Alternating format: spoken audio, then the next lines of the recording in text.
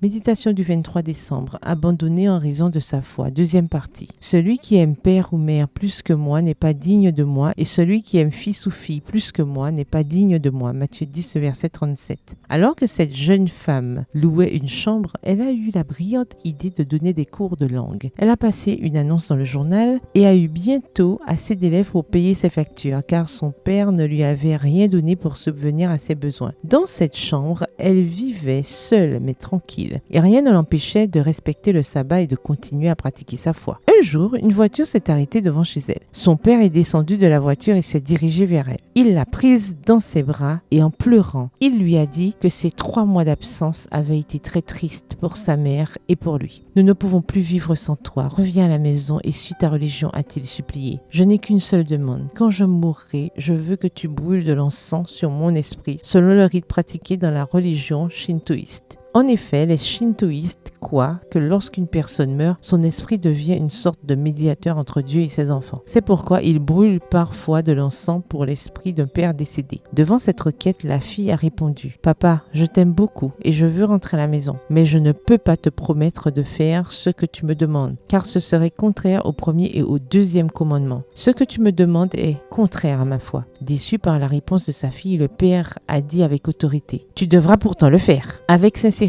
la fille a ajouté « Même si je te le promettais, tu ne te rendrais pas compte qu'en réalité, après ta mort, je ne le ferai pas. Et je ne veux pas enfreindre le 9e commandement qui dit de ne pas mentir. Mais je te promets que je m'occuperai de toi avec amour parce que tu es mon père. » Pour la 2e fois, il a essayé de la contraindre et, n'y parvenant pas, il s'est écrié « Très bien, tu es déshéritée. J'adopterai une autre fille. Tu es morte pour moi. » Extrait du livre Cruzada Evangelizadora Nacional.